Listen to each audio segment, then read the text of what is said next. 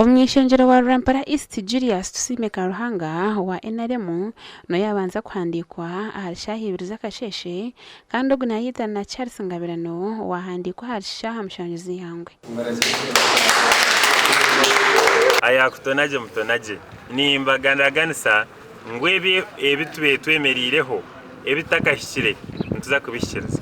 icyo kisange kitwakuzamu nekisange cyo kureka ngo amashanyarazi gona twagapemere gahikayo nekisange cyo kureba ngwe ngudo nyingi ezitu twazikoranyije ndo munonga abo kwa sente zingudo tuza kuzongera ikizwe kiri Rwampara no kugira ngo government ya movement in manifesto nunjine courage konko mu Rwampara isi twine mugabuze byo kurya byo mu kiyungwe abandi nibihayo ito mugabuzo bitunashaka kubiba bayikabitera hasi bano kubita kubihayo so hati ntwenda kurangwa Rwampara twajegaruza aha service delivery ya government nanye oyesimbira itebishi yeshengero iri ya Rwampara county izoba niyo yaberesha izoba yanjye ryo kwandikisa yasha yanjye yo kwandikisa netanka sha 5 no kwendera mukaga kandi uko cyakorwa yenda kusima bakakiko ko kutezo bururu akiyanga ryona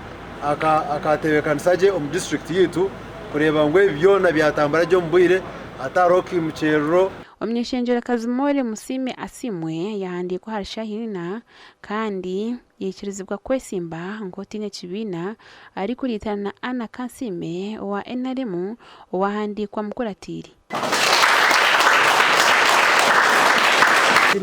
ninke kibonye ngo omuheha to kugutandika kandi ukaheguhereza undi jo ngo aguheze no banza no guheza rero nawe je natandika ogwe nubundi abe ngemeserezibwe kuja independent kandi independent iba kweta movement leaning tinyine president ondijo no Yoweri Kaguta 7 owundi kwendeza karuru 100%. Nshimerwa habo kwika kuba nominated nashwe handikisa nka woman MP candidate ahabwa Rwampara district ahansi y'ekibina echa NRM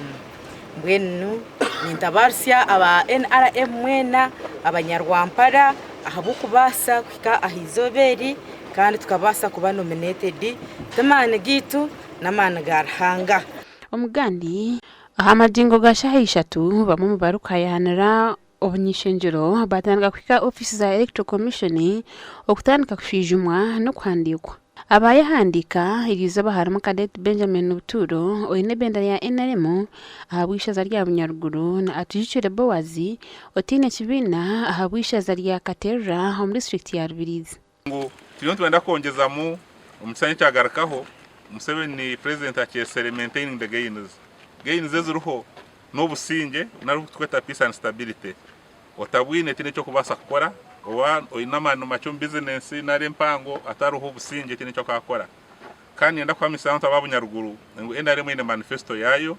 ne kwata amashanyarazi kwata ngudo kwata mezi na bushimwe cyone tindi kujagamba ngutubire tine bebembezi konka arihe bintu nyongo muntu bindebire ngo niburamu ebintu kubasa kureta mukaterera kandi tukarebwa mukaterera yitu nitwe twagiteka hama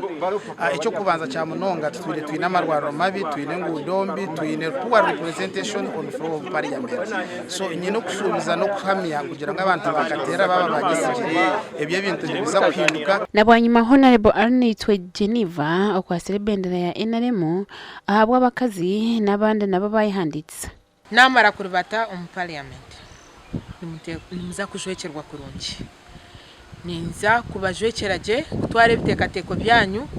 omwishengero rya Uganda obwe ndi kurabira omukwebuza ahabebembezi batahibanje ba LC chairpersons nangwa na councillors this time batera karuke nshonga mbatera umuntu mukozi kandi nakakasibwe ko umuntu mukozi kandi umuntu mukozi ko kumusini ko parliament kuzwekera nate ko gukora ubwo ndoboshuwa ni mugeraganye no mukazi washura mukazi ayinenda naro mukazi yazire no boroshuwa takuza kubangumba nate wakugira nate wakuza it's a sword deal